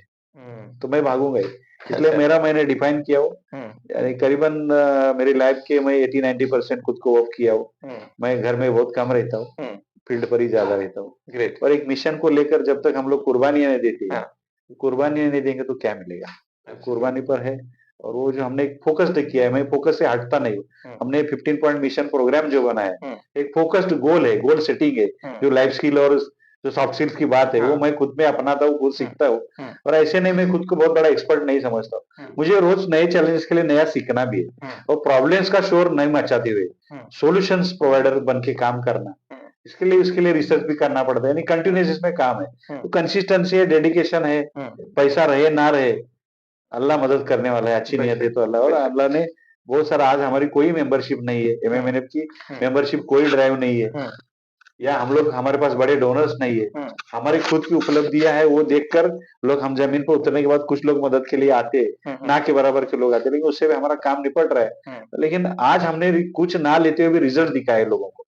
आपने एक सवाल पहले किया था, पहले सेशन में अपने, कि ऑर्गेनाइजेशन फेल क्यों होती है। हुँ, तो सभी ऑर्गेनाइजेशन क्या करती है कि पहला बोलती है कि हमारा ऑर्गेनाइजेशन ये करेंगे, इसके लिए पैसे दो, हाँ, मेंबरशिप दो, हाँ, और वो पैसे की ट्रांसपेरेंसी नहीं है, हाँ, और हम उनके पास रिजल्ट भी नहीं, हाँ, 100%, और वो पूरा स्टेट लेवल भी दायरा नहीं पकड़ रही है, नेशनल लेवल का दायरा नहीं पकड़ रही हुँ, है, या डिस्ट्रिक्ट लेवल भी नहीं डिस्ट्रिक्ट पकड़ लेवल रही भी है। नहीं कर पाती बहुत बार तो तो। हम लोगों ने इसमें पहला एक ये बचा है हम लोगों ने, हुँ, कि हम लोग पैसा मांगे ही नहीं लोगों को। हुँ, जब प्रोग्राम रहेगा, इज्तिमाई तौर से भाई मदद करो, हुँ, खुद का कंट्रीब्यूशन लगा के आओ। हाँ, फ्री स्पॉन्सर वाला प्रोग्राम हम लोग हाँ, में, हाँ, मेरे बहुत सारे प्रोग्राम होते हैं, एक ही प्रोग्राम मैंने किया है, वो भी हाँ, एक प्रॉब्लम सिंपल आया तो मैंने वो एक ही प्रोग्राम स्पॉन्सर में किया था फ्री हाँ, में। हाँ, हाँ, अदरवाइज मैं कोई प्रोग्राम फ्री में नहीं करता हूँ, हाँ, और ऐसा भी नहीं कि समाज के पैसे से करता हूँ, मैं मेरे खुद के भी पैसे लगाता हूँ। Great, great. ये एक बहुत इम्पोर्टेंट चीज़ है सर कि आपने खुद को सर्व किया है, इसलिए आप करवा पा रहे हैं सारी चीज़ें। अगले कुछ वर्षों में जो माइनॉरिटी कम्युनिटी है, जो तो बिज़नेस के क्षेत्र में या शिक्षा कहूँ, सामाजिक उन्नति के संदर्भ में, आप कम्युनिटी को कहाँ देखते हैं अगले 10 साल में अगर मैं बात करूँ 2035 कम्युनिटी की? को आने वाले अगले 10 साल के लिए हम इस तरह से देखना चाहते हैं कि 10 साल का हम लोग एक विजनरी प्लान करेंगे, उसके गोल सेट करेंगे। और जैसे मैंने कहा कि minority institute for social science, इसमें सभी पैरामीटर्स को हम लोग बेसलाइन तैयार करेंगे। और बेसलाइन को जैसे ईडीपी है, अलग-अलग कोर्सेस है, ट्रेनिंग्स है, हमारी कॉन्फ्रेंसेस होती है, अभी हमारे कैडर ट्रेनिंग्स भी बनेंगे, जिम्मेदार भी बनेंगे। इसको लेकर हम लोगों ने वो 10 साल के बाद क्या होगा, इसका टारगेट गोल करके हम लोग काम ज़रूर करेंगे। ग्रेट। तो 2035 में आप कहाँ देखते हैं एमएमएनएफ और पैरेलल सोसाइटी को भी साथ-साथ में? 2035 का अगर हम लोग देखेंगे, तो आज हमारे पास मेंबरशिप भी नहीं है, लेकिन जुड़े हुए लोग जो है 500 के करीब हम लोग बोलते हैं, लेकिन स्पेसिफिक हमारे पास रिकॉर्ड नहीं है। तो ये रिकॉर्ड के बारे में अगर देखा जाएगा, तो जो मैंने कहा कि 15,000 माइनॉरिटी इंस्टीट्यूशंस, वो भी एक एनजीओ है। और करीबन 15,000 मस्जिदें महाराष्ट्र में है। ये 15,000 मस्जिदें है ना? और तादाद तो माइनॉरिटीज की तो 2 करोड़ है, उसमें ऑल माइनॉरिटीज है। ये 2 करोड़ की माइनॉरिटीज को अगर हम लोग देखेंगे, तो इसमें हम लोग एक 25 लाख लोगों को आने वाले 10 साल में कनेक्ट करेंगे। और ये सभी इंस्टीट्यूशन जो है, जहां से माइनॉरिटीज के डेवलपमेंट का या उसके एजुकेशन का एनी टाइप ऑफ वर्क होता है, वो सभी एक प्लेटफॉर्म पर हमारे हम लोग कनेक्ट करने में कामयाब हो जाएंगे। इतना मुझे कॉन्फिडेंस 10 साल में है। लेकिन इसके साथ में हमारा हेल्थ मिशन भी है। एक ही है कि अल्लाह की मर्जी रही और हमारी हेल्थ अच्छी रही, तो ये हम लोग उसको जरूर कामयाब करेंगे। लेकिन इसके लिए हमने वो भी सॉल्यूशंस लाया है कि number of trainers and leaders हम लोग क्रिएट कर रहे हैं, ताकि लीडर अगर कुछ प्रॉब्लम हुआ तो भी वो दूसरे लोग उसको पिकअप करेंगे। हमने अल्टरनेटिव्स कर रहे हैं। अभी हमने जस्ट ही 2-4 महीने पहले हमारे ऑर्गेनाइजेशन के कार्याध्यक्ष भी तय किए हैं। और मैं अभी का दौरा जो मेरा है वो हमारे कार्याध्यक्ष उनके साथ में, वो रिटायर्ड प्रिंसिपल डॉक्टर असलम बारी सर है, काफी एजुकेशन में एक्सपर्ट है, बहुत सारे चैलेंजेस उन्होंने किए। मूवमेंट में यूथ उनके युवा से उन्होंने आज तक मूवमेंट में काम किया है।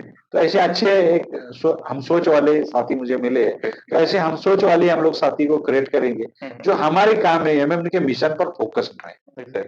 बहुत सारे क्या हो रहे हैं मुसलमानों में, एक एनजीओ से ज्वाइन नहीं है, अलग अलग काम भी करते हैं, तो उसमें फोकस्ड काम नहीं हो रहा। तो हम लोगों को फोकस्ड, चाहे सोशल वाली टीम या चाहे पेएबल वाली टीम, ये भी एक लैकुना है कि मुस्लिम ऑर्गेनाइजेशन के पास पेड स्टाफ नहीं है।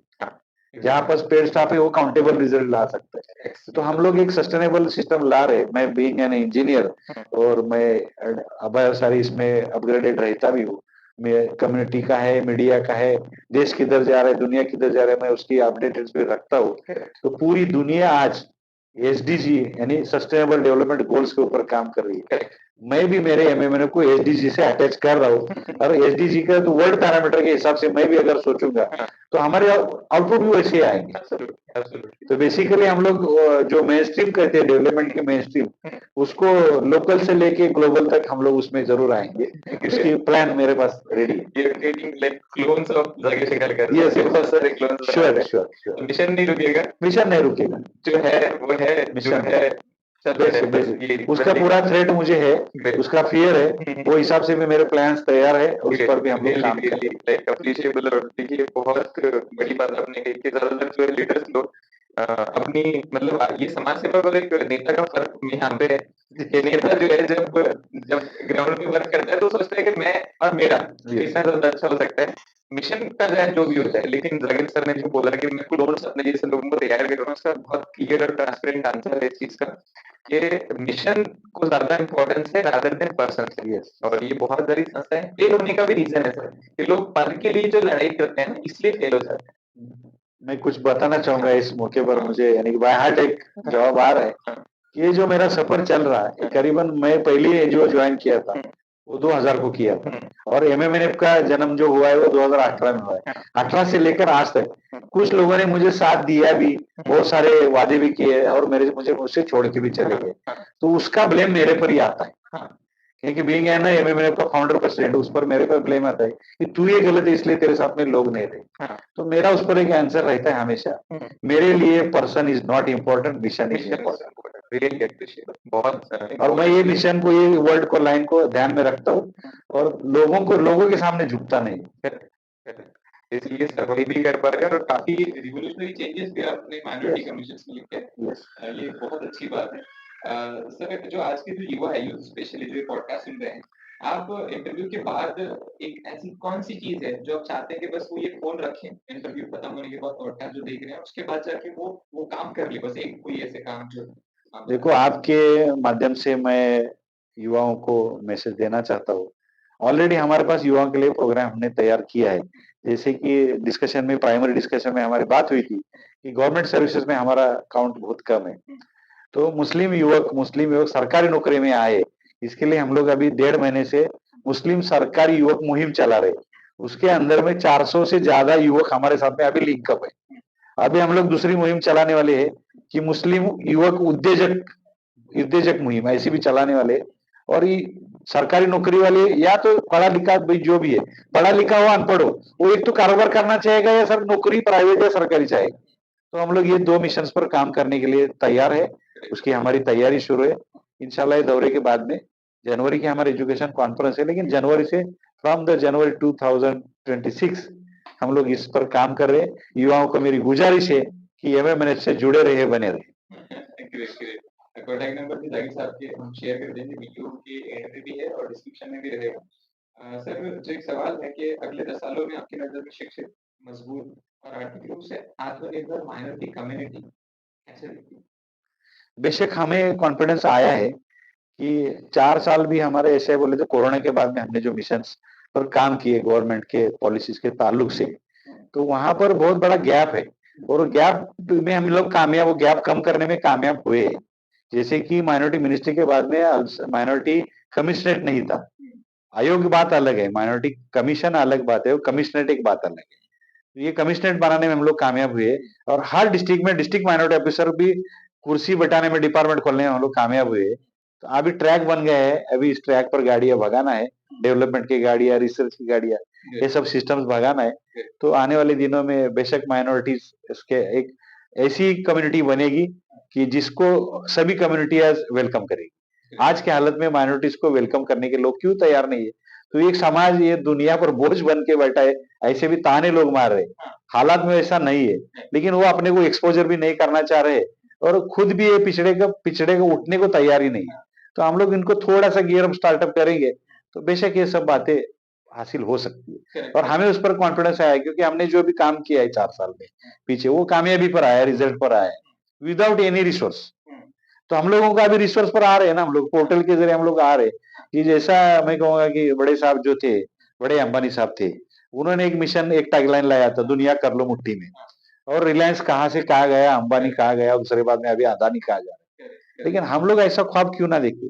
मैं माइनॉरिटी के हर पर्सन को, आपने बोला कि 20-20 हजार के हर एक के हाथ में मोबाइल है, तो हाथ में मोबाइल है, उसको इस्तेमाल करके हम लोग ये बड़ा मिशन की जो अवेलेबल सोर्सेस है, वो सोर्सेस तो मोबाइल है, बहुत बड़ा एक बदलाव लाने वाला जादूगर है।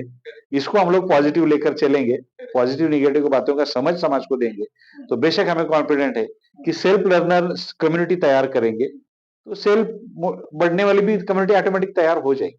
Correct, correct, 100%। बहुत अच्छा लगा। एक सर सवाल है मेरा, मतलब क्योंकि पॉडकास्ट में हमने बहुत सारी बात की और अपने ग्राउंड लेवल पे बात किया। तो मुझे लगता है कि सवाल ये मुझे पूछना चाहिए कि पिछली बार अभी देखिए मुंबई के अंदर रिसेंटली कॉलेज ने जो बुर्का जो है उसको बैन कर दिया था। और उसके बाद फिर जो लड़कियां थी उनको एग्जाम नहीं दिया गया या कॉलेज की क्लास अटेंड करने के लिए नहीं अलाउ किया गया। बाद में उसका पोजीशन हुआ, फिर यूनिफ़ॉर्म का जो एक सिविल कोड उन्होंने डिसाइड कर दिया कि ये कोड ही रहेगा, तो यू आर नॉट अलाउड कि आप बुर्का पहन के आएँ। इसके पहले और भी अलग-अलग स्टेट मध्य प्रदेश, राजस्थान, गुजरात से हमने अलग-अलग जगहों से ऐसी, केरला का भी हुआ था। तो हमने अलग-अलग जगहों से न्यूज़ सुनी कि बुर्का पे बैन डाल दे रहे हैं या कोई ऐसा रीज़न यूनिफ़ॉर्म सिविल कोड करके हम बोल रहे हैं कि ये यूनिफ़ॉर्म आपको पहन के आना है। वैसे बहुत सारे प्रॉब्लम्स होते हैं, स्पेसिफिकली माइनॉरिटी में भी मुस्लिम कम्युनिटी को ही फेस करना पड़ता है। तो मेरा सवाल ये है कि जहाँ पे आपने ये भी बोला कि बहुत सक्षम मुस्लिम्स भी है, बहुत सारे इंस्टीट्यूशंस भी है, लेकिन ऐसा कोई बड़ा ऑर्गेनाइज़ेशन नहीं है जहाँ पे हमारे पास एक वन अम्ब्रेला सॉल्यूशन है ऐसी यस। चीज़ों का। तो मैं आपको ये सवाल पूछना चाहता हूँ कि आपको क्या लगता है कि ये जो बुर्का वाला जो क्वेश्चन है या बाकी के और ऐसे सवाल जो पर्टिकुलरली प्रोवोक करते हैं जानबूझ के, इसका ज़िम्मेदार कौन है और इसका सॉल्यूशन क्या है? इसका पहले से हम लोग जो बात आपने कही बहुत मुद्दे की बात है, हालात को लेकर बात है। तो इसका जिम्मेदार की बात हम लोग कहेंगे, तो जिम्मेदार हम खुद हैं। हम लोग दूसरे की तरफ उँगली दिखाने के बजाय हमने क्या किया? हमारे पास इंस्टीट्यूशन नहीं है, इसलिए दूसरे इंस्टीट्यूशन में जहाँ हमारे स्टूडेंट्स को फ्रीडम नहीं है, ऐसे इंस्टीट्यूशन में वहाँ फ्रीडम कैसे मिलेगा? ये पहली बात। तो हमने वो काम बनाया ही नहीं, है ना? हम लोग सिर्फ मस्जिद मदरसे बनाते चले, हम लोग इंस्टीट्यूशंस नहीं बनाते चले। लेकिन हमने सॉल्यूशन उसका बताया कि अभी मस्जिद मदरसों के हम लोग इंस्टीट्यूशन में तब्दील करेंगे, यानी कि वो भी रहेगा, वो भी रहेगा। इंफ्रास्ट्रक्चर नया चैलेंजेस नहीं है, तो ये हम लोग बेसिकली कर सकते हैं। नया टेक्नोलॉजी आया कि फॉरेन की यूनिवर्सिटी से भी ऑनलाइन से अपन पढ़ सकते हैं। डिजिटल यूनिवर्सिटी के कंसेप्ट आ चुके हैं। नया जो अपग्रेडेड आ रहा है वो समाज तक पहुंचाना चाहिए, और ये सिंगल यूनिट प्लेटफॉर्म बेशक जरूरत है। इंशाल्लाह वो एमएमएनएफ कर रहा है ना? और दूसरी बात है कि मैं कहूंगा कि माइनॉरिटी राइट्स को मुद्दा आता है, तो माइनॉरिटी राइट पर भी हम लोग काम कर रहे हैं ना ऑलरेडी। तो माइनॉरिटी राइट डे पर भी बड़ा मुहिम है। ऐसा भी कहा जाता है, मैं क्या गर्व से नहीं कहूंगा, माइनॉरिटी राइट डे 18 दिसंबर को होता है। ये पहचान समाज को महाराष्ट्र में एमएमएनएफ ने दिया है, ये लोग कहते हैं। तो माइनॉरिटी राइट्स पर भी काम करते हैं। परसों एक एक्टिविस्ट के साथ में मेरी बहस भी हुई सफर में। मैं ये देखा, मुंबई का विवेक कॉलेज का जो मैटर आया उसमें देखा, तो मैंने वो उनके साथ बात किया। तो बोले क्यों मानना नहीं, क्या रूल्स मानना चाहिए ना? ट्रेन में जाएंगे तो ट्रेन के रूल से, इधर जाएंगे तो इधर के रूल से। तो हमने कहा कि रूल्स देखो कुछ पहले नहीं थे, आज क्यों आए रूल्स? तो ये डेलिबरेटली कुछ ना कुछ तरीके से हो रहा है, प्रोवोक किया जा रहा है, प्रोवोक किया जा रहा है। हाँ। लेकिन इस पर हमने इसको पॉजिटिव लेकर इसके सॉल्यूशंस भी देना चाहिए ना, उस पर लीगली भी फाइट करना चाहिए। आज हमारे पास एक लीगल मिशन भी है, 15 मिशन में एक लीगल एक्टिविटी का मिशन है। हाँ। ह्यूमन राइट्स एंड लीगल, ऐसा भी एक हमारा मिशन है। हाँ। अलग अलग तंजीमें उस पर काम करती है। हाँ। लेकिन इस पर सॉल्यूशन का कहूंगा तो केस स्टडीज भी देखना चाहिए। हाँ। कर्नाटका में क्या हुआ था, हाँ। हिजाब गर्ल जो बहुत फेमस हो गई, हाँ। हिजाब अलाउ हुआ ना, हाँ, एब्सोल्युटली। और जहां पर हमारी तादाद ज्यादा है वहां के कॉलेजेस को तो करना ही चाहिए ना। और हमारे कॉलेजेस वो क्वालिटी एजुकेशन क्यों नहीं देते? हमारे बच्चे हमारे कॉलेजेस में क्यों नहीं आते? हाँ, ये फेल्यूर किसका है? ये फेल्यूर हमारा ही है ना। हाँ, एग्जैक्टली एग्जैक्टली। और जहां तक यूनिफॉर्म की बात है, तो उसमें तो फिर एक एक्टिविस्ट थे मुंबई की, उन्होंने बोला था कि फिर बिंदी भी आउट ऑफ वो जाती है, बिंदी भी यूनिफॉर्म के अंदर नहीं आती है, कड़ा पहनना भी यूनिफॉर्म के अंदर नहीं आता है, तो राखी पहनना भी यूनिफॉर्म के अंदर नहीं आता। तो बहुत सारी ऐसी चीजें हैं जो स्टूडेंट्स को इन चीजों से दूर रहना चाहिए। You are in institution for education. और रहा सवाल ये बुर्के का, तो फंडामेंटल राइट में जैसे आपने बोला, ये ऑलरेडी मेंशन है कि आप जो it is part of Islam. जैसे सिख लोगों को जो अपने अपने मजहब के हिसाब से उसको वेशभूषा करना है, उसके बाद करना है, एग्जैक्टली एग्जैक्टली, कड़ा पहनना, किरपान पहनना वो अलाउड है। तो it is into the constitution right. Yes, fundamental right, fundamental right. तो ऐसा ही बुर्का, it is part of religion. Yes, तो ये फंडामेंटल राइट में आता है, मगर ये पता नहीं है, इसलिए ये सारी चीजें होती है। और जिम्मेदार, जैसे आपने भी कहा और मैं भी मानता हूँ कि हमने हमारा जो एक्सपेंडिचर है वो कवालियां, मुशायरे, लोगों को खाना खिलाना रास्तों पे, इसमें ज्यादा इन्वेस्ट किया रादर देन हम लोगों को प्राइमरी एजुकेशन के ऊपर फोकस करना चाहिए था। और ये हमारी गलतियां हैं, नो डाउट। इसमें मैं कहूंगा कि देखो कल्चर में हमको रहना चाहिए, कल्चरल एक्टिविटीज में, हाँ, देश के कल्चर एक्टिविटीज में रहना चाहिए। हाँ, फ्रीडम के बाद में बहुत सारे कुछ राइट्स हुए, हाँ, हमेशा होते रहते हैं। हाँ, इसमें हम लोग गेटोस, यानी कि मुस्लिम एक अलग कंपार्टमेंट में, अलग कॉलोनीज में रहते हैं। हाँ, हम लोगों ने अदर कम्युनिटी के साथ में कल्चरल डेवलपमेंट कहाँ किया? हम लोग ही खुद साइड मेन स्ट्रीम से साइडलाइन हो गए।